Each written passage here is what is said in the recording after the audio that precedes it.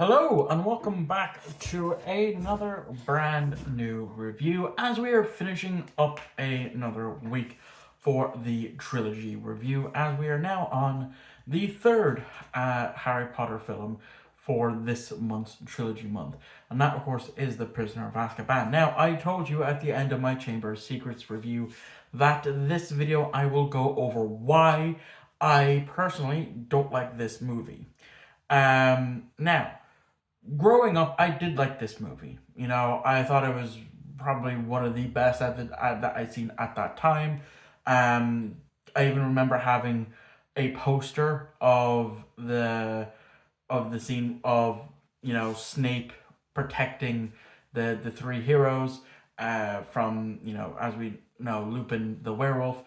Which look where I'm looking right now, where the tripod is for filming is actually where that poster used to be, which is right by the light for this room. And then again, I've been mentioning, I remember the sticker book that was released for it, where you'd have stills from the scene from the movie, and that's where I got it. Now, my disdain for this movie came from my most recent watch through before this one, and that was 3 years ago when I last watched at least the first. No, I went through all four Harry Potter films. Well, not all four, all of them, because it's been a number of years. So that's why I sat and watched through them all. And the reason why I have a massive disdain for this movie is because I'm a film editor. Well, I'm not a film editor per se. I like to edit in my spare time. That's what I went to college for. And so the editor who done this film, what really started to grind my gears essentially is the piss poor fade scenes that he was doing. The cut to the fade, it would fade away and then the new scene would start. And I was just watching and I was like, this is so insufferable. Any 5-year old with a tablet could do that with their eyes closed essentially. That's how bad I really hated it. And I still do. I still don't like it because of that. I just look at it and I was like, come on, man. You could have done better than that. You could have easily transitioned to another scene so much better than having it fade to black and then it just cuts to another scene. That type of stuff is like what you learn for like basic editing 101.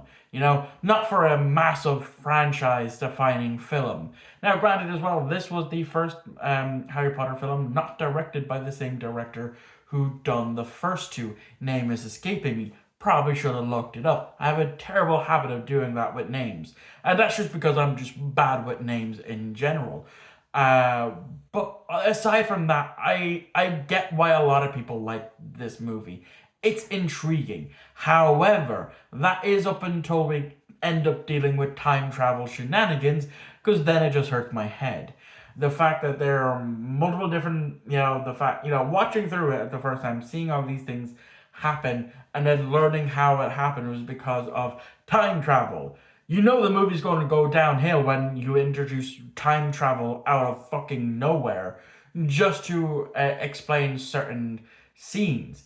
We go through the entire movie, and granted, one of my favorite scenes was when Hermione decked the shit out of Malfoy. Didn't even need to use magic to do it. She just went boom, give him the old 1-2 for being the snot-nosed bastard that he was.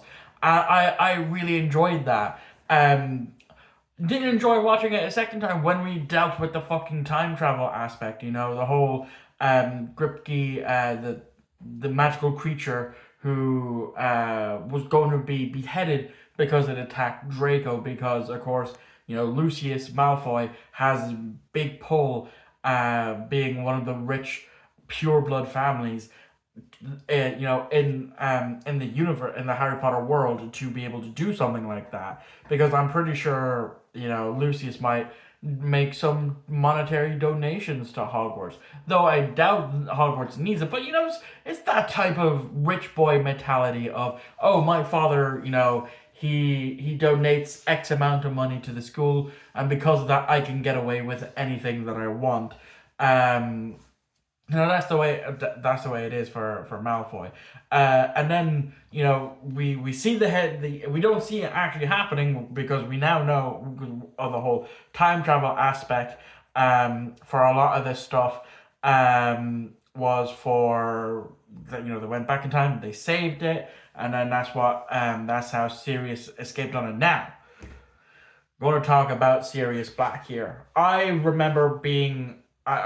Sirius Black from this movie, and I hated that in the movies, I still do, that we don't get to see a fuckload of him. Because I have heard that in, Goblet of Fire, he plays a more important role in that. I think we see him in that.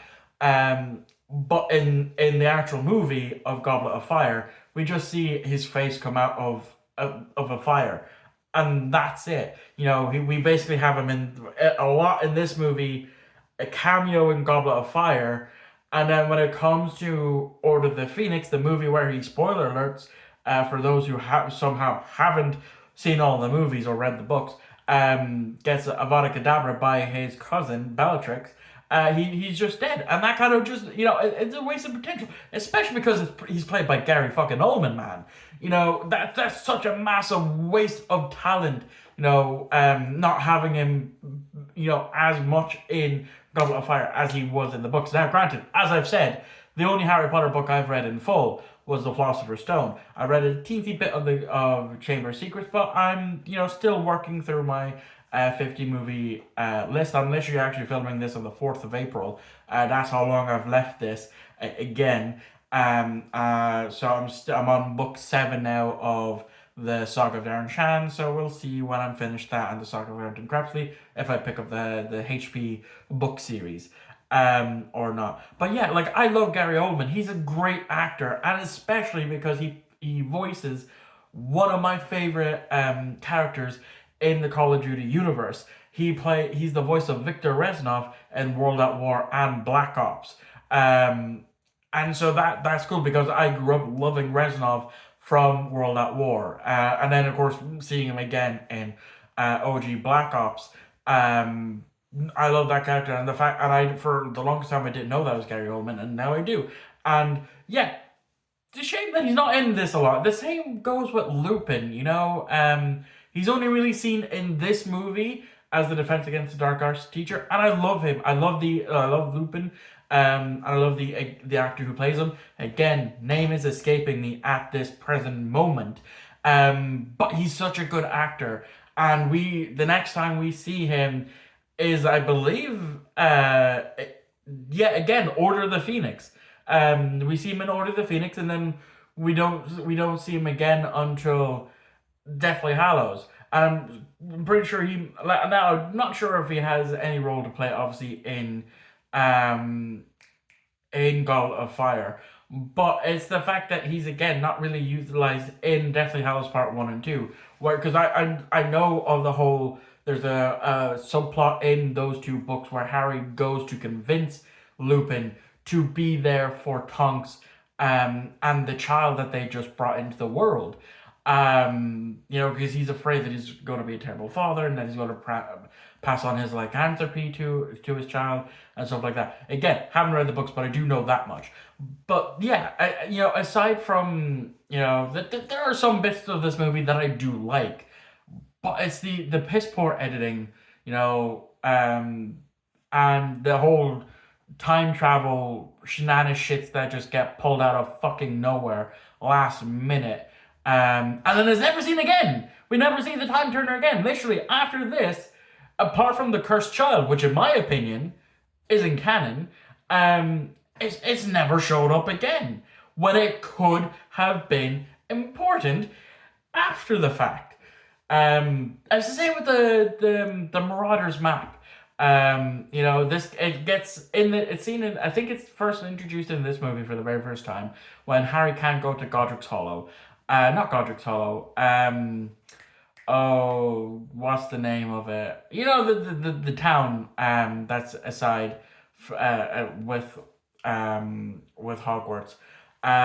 Godric's Hollow, I think, is where Harry is born. Again, it's late at night. I've had a long day, so I'm a bit tired. So my mind's all trying to get everything sorted. But anyway, yeah, that again isn't really all that utilized, but I'm pretty sure in the books it is. And see that like I get it. Books to movies never really go that well. But as well, like I said, I grew up on this franchise. I love this franchise. I love revisiting it every couple of years. Not every year, like some people. And that's fine. If you want to, if if these movies are your comfort movies, then go for it. The same with the books. If they're your comfort books, have at it. More power to you. But Prisoner of Azkaban, the movie at least, is ass.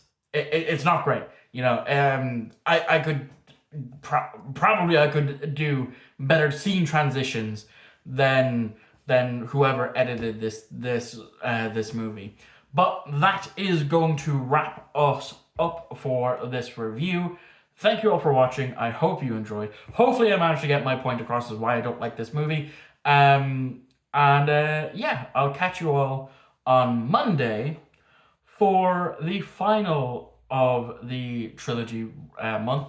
Only three trilogies this time compared to in the past where I've managed to get four trilogies done in a month. That's just the way the calendar falls, unfortunately. But the last trilogy is going to be the Karate Kid trilogy. Yes, one of my favorites.